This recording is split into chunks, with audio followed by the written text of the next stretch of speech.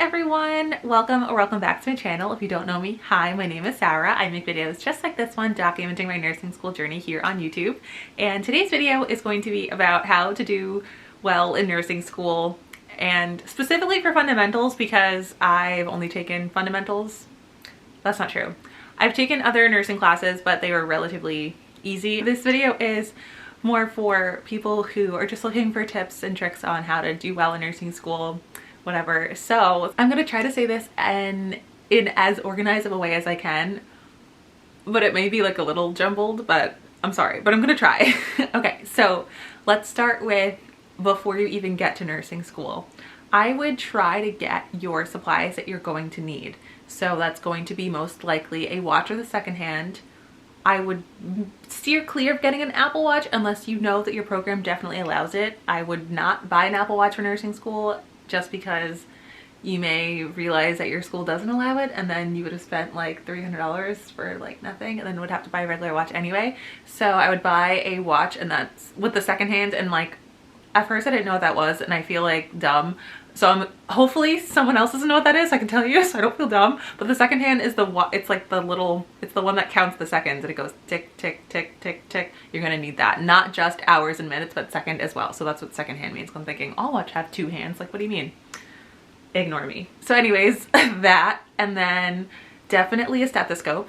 I don't know. Okay, so this is tricky. I got two stethoscopes for Christmas last year. I got a Littman Classic Lightweight 2 or a Lightweight 2 SE or something. And then I got the Classic 3, and I'm going to show you what both of those are just so you can see. Okay, I'm back. So I have, this one is the, I don't know what it's called. I don't know the actual like full technical name for it, but it looks like this. This is the Lightweight 2.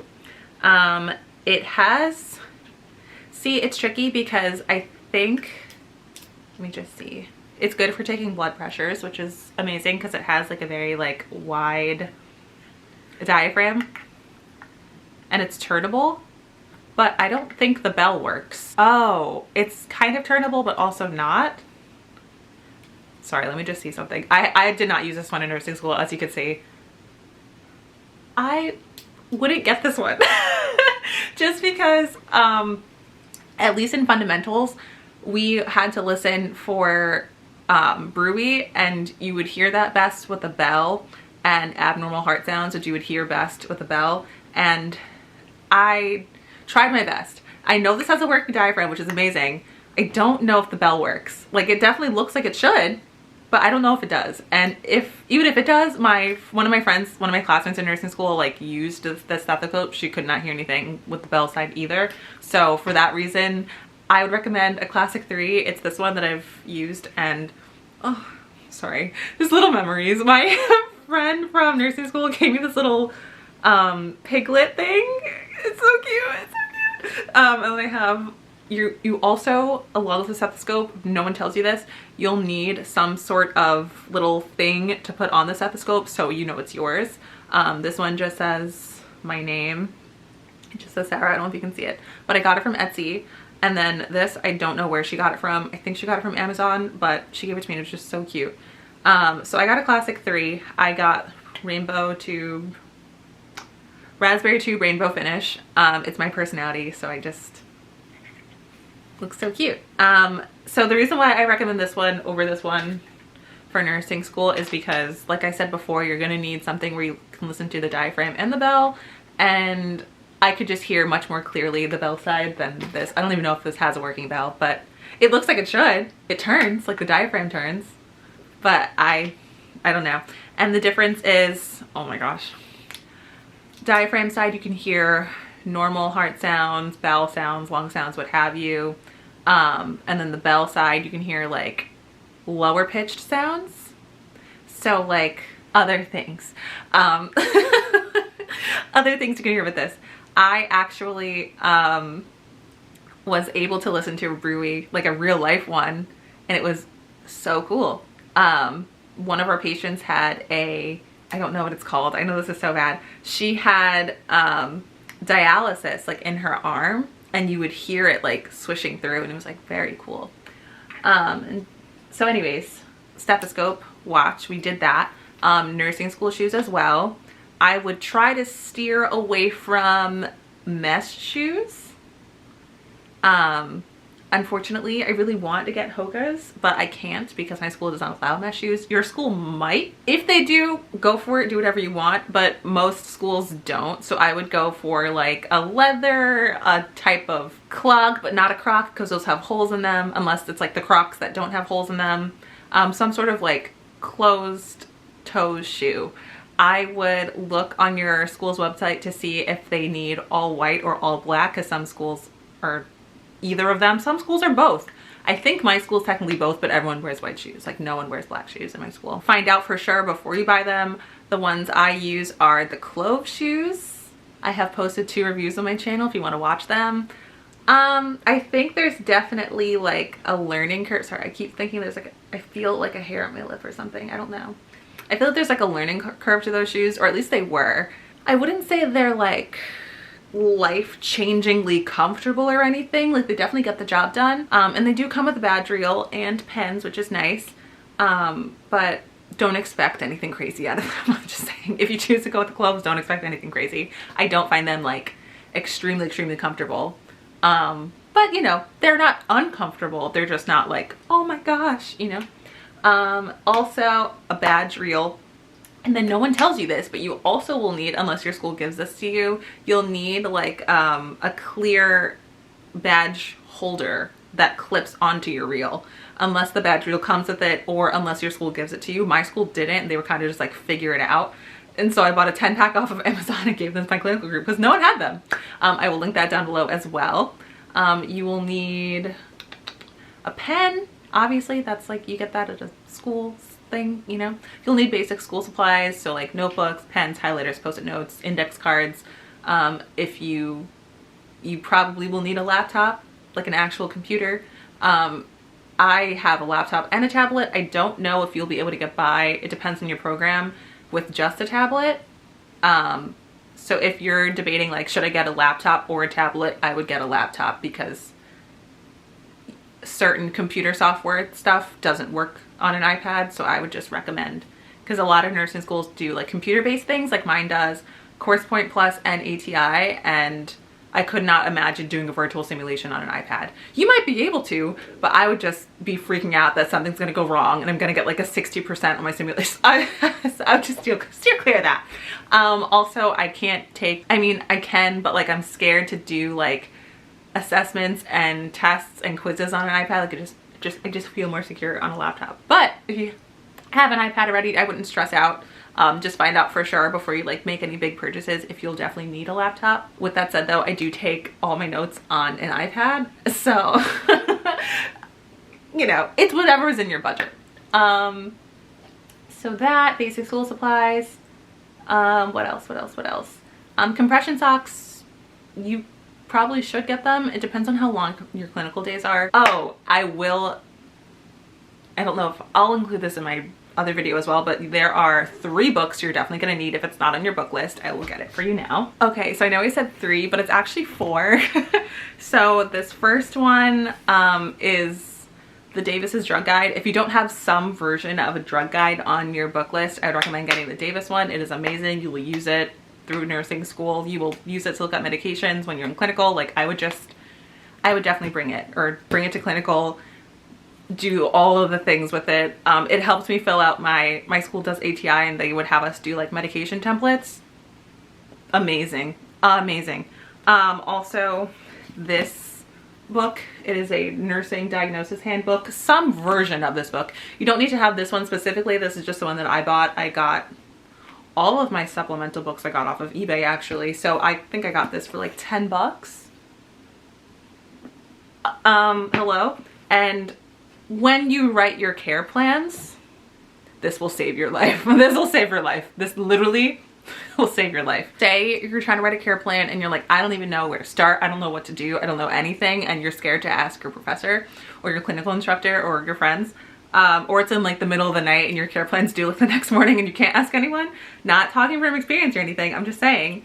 So say like your patient had like pneumonia or something and you can't think of a nursing diagnosis that could go along with that, or you can't think of, based on your assessment, you can't figure out how to word it, you know, into a nursing diagnosis and come up with interventions and everything, you could literally just look up pneumonia in the book.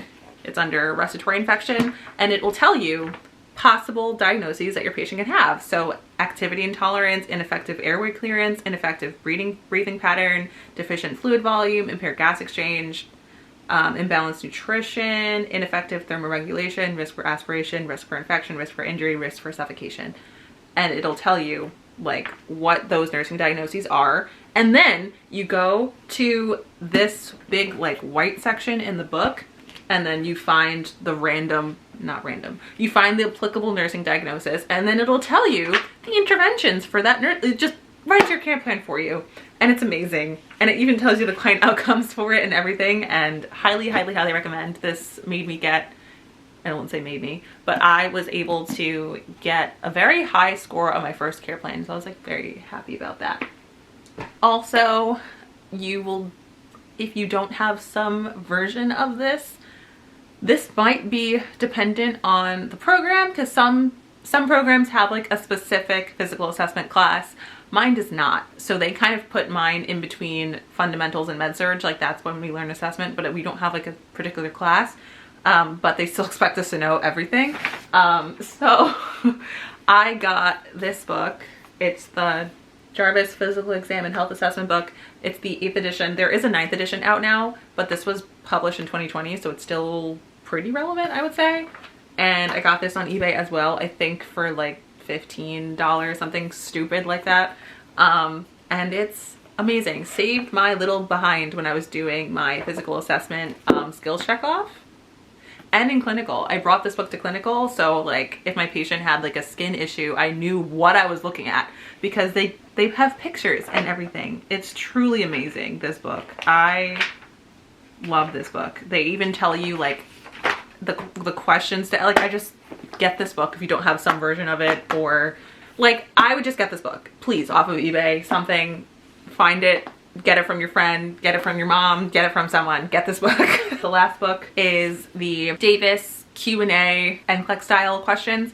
I would skip the test success ones, but I would get it for fundamentals. It saved me studying for tests, like, let me tell you. My nursing school didn't really give us like a study guide. Like they gave us like the syllabus, and they're like, well, it's the topics in these lectures that's going to be on the test, good luck. And that was kind of it, and we kind of had to fend for ourselves studying for tests. But aside from like rereading notes and stuff and doing modules and doing the work and going to lecture and paying attention, like that is what I use to study, and I did so well because of it. So I would highly recommend getting that book. They have it on Amazon, eBay. You can get it directly from Davis, but I think it's cheaper if you get it from eBay, depending on who you buy it from. I love it so much that I got one for med-surg as well. Trust me, get it. And so that was preparing. So sorry if that took forever. That was preparing for nursing school, making sure you're all set. You can watch my nursing school supply video if you're interested in like everything, like super detailed what to get, but like those are just like the basic things. I will say though, don't fall for the trap of getting a clipboard. Please don't. Get a notepad instead, and get a notepad that either opens like completely on itself or this way. You don't want to get like a notebook that opens like this. Just get like a flipped one. I don't know if that makes any sense. Okay, so that's getting to fundamentals. So we got there. Amazing. Congratulations. Now, like, I would try, we have the things prepared. Now we need to prepare your mind for nursing school. And then I'm going to branch that off into two things. So I would do like emotionally and academically, you're going to need to prepare yourself in some way. So emotionally, I would do your best to develop discipline. Just like the mental fortitude of knowing that there are going to be times when your friends or your family invite you to things and you cannot go. You physically cannot. Like you literally can't. You might be able to think like, oh, I can swing like 3 hours. No, you can't. No, you cannot. I'm not saying you can't ever go out with your friends and family. I don't want it to come across that way. It's just like, you can kiss going out every weekend goodbye. Like, kiss it goodbye. You know, maybe make time for your friends and family like once or twice a week. And that's if you're not working. I only worked like 15 hours a week, like the second half of the semester. And like I did fine. And I still was able to like see my friends once every 2 weeks and like go to a family event here and there. But, you know, if you have a test coming up 2 weeks before, you have to start studying for it. So keep that in mind. And then also, like, I think part of it socially, nursing school can be a lot because sometimes the professors aren't the nicest, and learning how to kind of navigate that can be really tricky. And so I would try to, and it's obviously, it sounds simple, but it's not easy. Like, not everything that is simple is easy, and I know that, but I'm gonna try to say it, I don't know. Try to learn how to, and this is a skill that I feel like we're just gonna have and develop and use professionally. Try to learn how to not necessarily like have a big reaction to stuff. And I only say that because I feel like being able to have something happen to you and kind of like remove yourself from it and kind of act in a way that's like, okay, how am I going to solve this problem instead of like blowing up at the person? That is a good skill that you're gonna need. So there were definitely situations in my first semester where people's emotions ran like really high. And the dynamic between the teacher or the professor and the students was not great. It was definitely really interesting, and kind of learning how to, in a very respectful way, get your point across. And also being aware of how you could be perceived by the other person. So even if like you're speaking up and you're like very assertive about it, like also realizing like, okay, am I being assertive, and like, is my delivery in the right way? Is the person like actually receiving like what I'm telling them? And so like I've learned to very carefully word things, especially when I need to talk to professors. Like we had an instance where like the professor expected us to stay an extra hour after class ended. And I was like, no, no, Miss Girl, that is not in my student schedule. That happens like 2 or 3 times. And the first time I stayed, the second time I was like, you know, whatever, I stayed again. And by the third time I was like, I have to leave at 11:15 because I have, you know, something else after this. And, you know, I don't think the professor was like mad, but definitely like probably wasn't expecting me to leave like in the middle of class when the class ended, you know, like it just, and I'm not saying like, you know, say lecture ends at 11:40 and the teacher's going to 11:41, you're packing your bag and you're just getting out and leaving. Like this teacher was like, this professor, we, you know, say we ended at like noon, this professor would go until like 12:50, 1 o'clock. Like, I can't, like that was not on my schedule when I picked this class. So learning how to kind of maneuver that. So that's part of it. And then another part of it is like the discipline and really understanding like, is it really worth procrastinating? Is potentially failing out of nursing school worth watching an extra episode of Vanderpump Rules? Like, you really have to like really prioritize your time. So there's that. And then there's also, I think, making friends in nursing school is like very important, and it definitely depends on who is in your cohort. But just being open, being friendly, kind of, for me, what helped a lot was just coming from a place of wanting, like genuinely just wanting to help my other classmates and like, you know, share whatever was working for me with them. And then like they could feel like, oh, this person isn't a horrible person, or like this person like is nice or something. And then they would kind of like gravitate towards me, and then I'd be like, oh cool, a friend, I can latch onto them and not let them go. I'm kidding.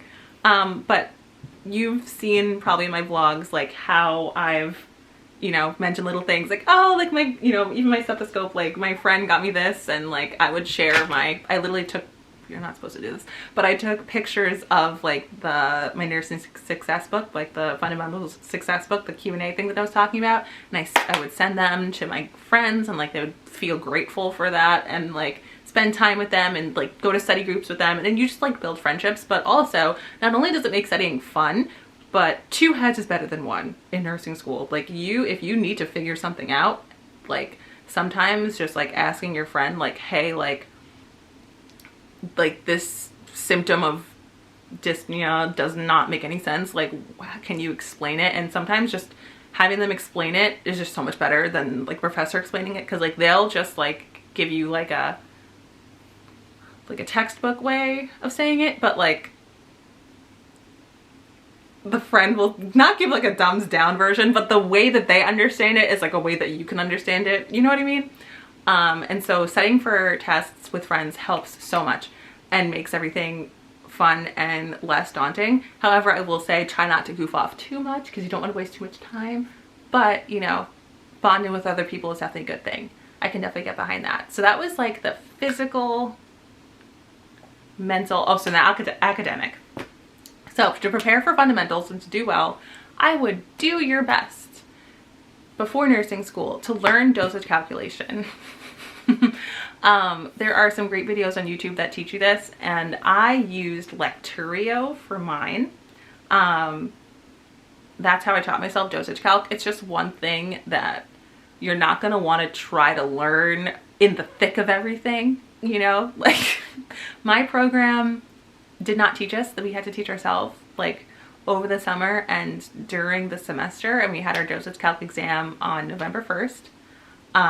And you need like an 80 or 90% to pass. And if you don't pass, you fail out of the program. And that's pretty much how it's going to be going forward, is like you need a certain test grade or you're out. And it can be very stressful. But if you taught yourself beforehand and you were successful at it, or if you taught yourself beforehand or you tried to and you weren't successful at it, you can ask questions and get that straightened out before your dosage calc exam. Because you don't want to be stressed out about math in nursing school. That's the worst. That's like the worst kind of stress. When you can't figure something like that out, like it sucks. So I would do that. I wouldn't necessarily go crazy trying to read the textbook unless like they tell you specifically like, oh, like read XYZ before you get here. Especially if you don't have a syllabus, because like it could literally go in one ear out the other and you wasted your time. If you're really, really itching to learn something, I would try to learn the nursing process. I would learn Maslow's hierarchy of needs. Maybe like the idea, I don't know what this is called, but like emergency nursing, like triaging things versus like urgent versus non-urgent, or like delegating in that way. And like, I don't know what it's called, so I'm sorry, but so it's urgent versus non-urgent. It was acute versus chronic and something else. There was another thing. I forgot, but if I saw another question, I would know, but I can't. I'm sorry. So I would learn those things. That I think would help the most. Other than that, I would buckle up and enjoy the ride. And so once you're in fundamentals, there were different things that really helped me. So the first thing was doing the readings before the lecture, not after. And sometimes this didn't work out perfectly because we just had so much to read, but doing the readings and like really taking notes on it and highlighting helped me so much. So then when I was sitting in lecture, it was like review at that point. And so then when I went to study for the test, it was like, okay, yeah, I know everything. Not that I know everything, but you know, like I don't have to sit there like reading through like 400 pages in my textbook trying to study for this exam, and like I'm not retaining any of it and I'm freaking out. Like you don't want to go through that. Read the textbook before class so you're kind of a little bit more relaxed about it. Highlight what you think is important in the textbook and then write down what you highlight. You will remember it so much better. Go to lecture. Then in lecture, they're probably going to have some sort of like PowerPoint for you, just annotate the, whatchamacallit, the PowerPoint, you know, anything that they find that they say like, oh, this is super important, or explain something. I hate looking at PowerPoints, but so I don't ever look at the PowerPoints once I'm out of lecture, like I don't look at them ever again. But if you're someone that likes to look at that, I would just try to like explain the slide, so when you look at it later, you're like, oh yeah, this makes sense. And it's not just a bunch of like fragmented sentences on a piece of paper. You're like, what is this? So I would try to explain the PowerPoint slide like as they're lecturing. And then once you get home from lecture for that day, then you would have had that stuff kind of done. And so I would do a few practice questions on that topic. So sometimes you can find the practice questions in your textbook. You could find it on ATI. I don't know where else you could find them. If you have a Saunders book, you can maybe find questions of that, like right after lecture. You know, do that. And then also reading beforehand helps, because then you can ask questions in lecture and you know exactly what to ask because you don't want to like go to lecture, then read the textbook and then try to ask for the next lecture, but then like you're already,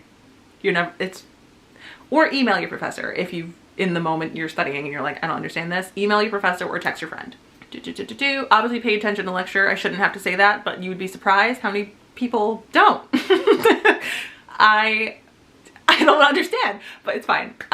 Do that. And then let's see, for lab, I had to do all the readings, and for some nursing schools, mine was like this. You had to like practice the skill without anyone showing you how to do it. And your lab instructor was just there to like supervise. And she'd be like, okay, who wants to insert an NG tube?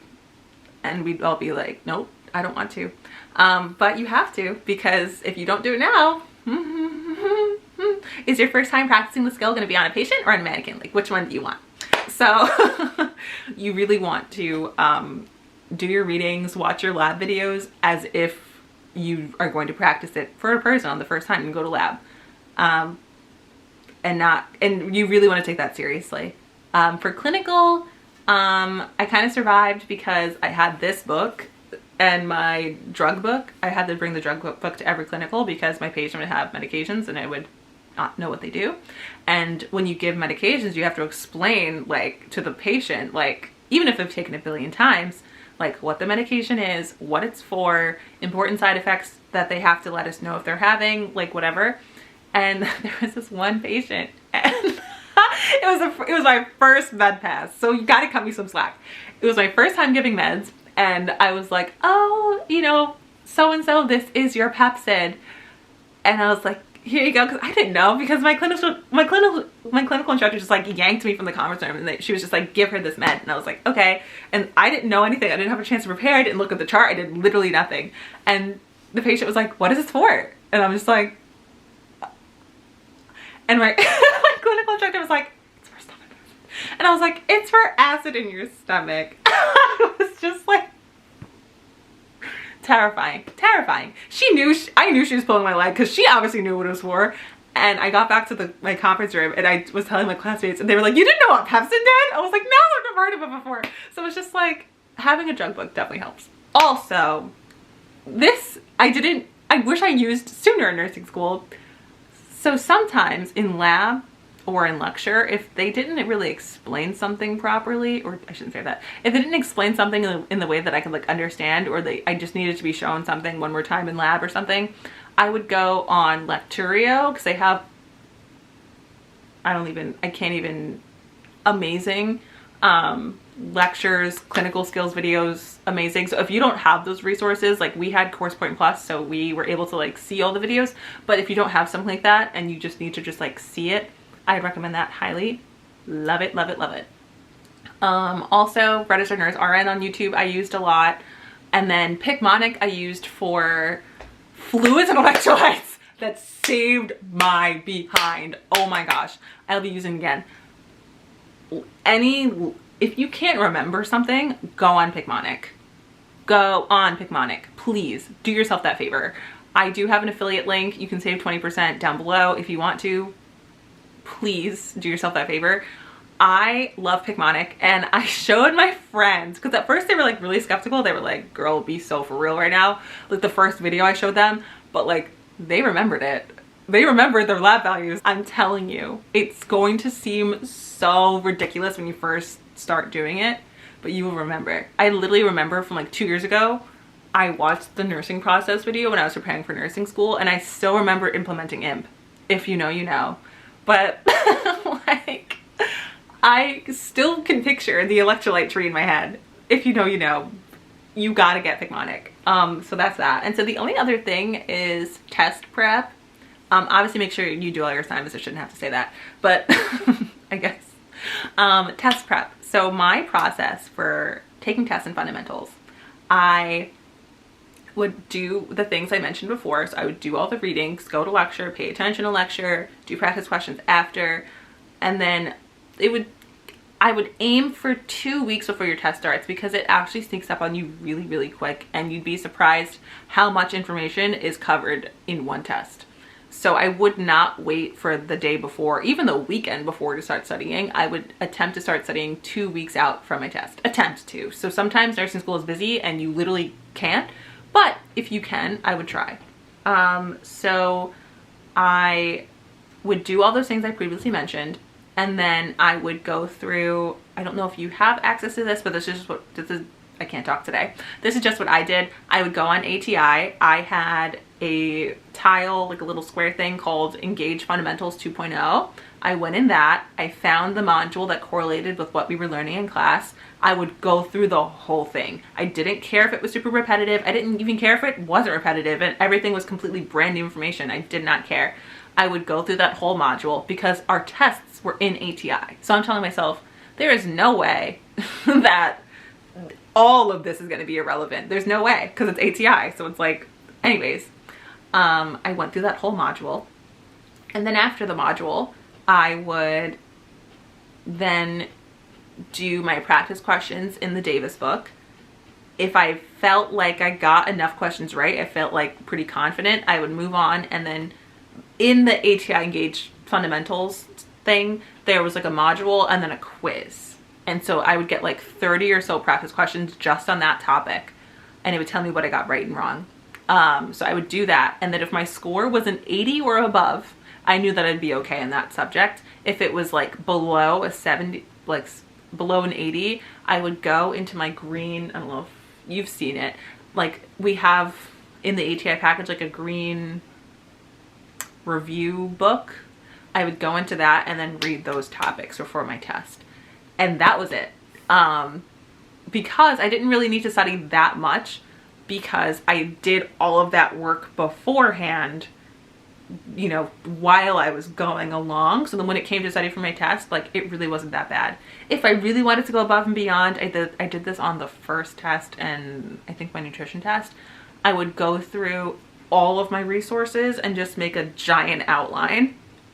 That helped a lot, because then it forced you to like be like, okay, what do I know about this subject? I'm going to go through, write everything I know, and I'm going to fill in the gaps, and then it'll stick out to you what you didn't know.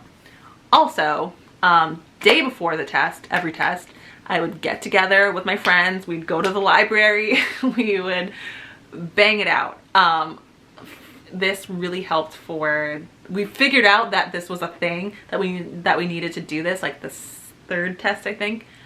They had like a giant whiteboard, and then I had my little dry erase markers, and we would kind of do what I described with the outline, just like in a room with people, and we'd have all our books out.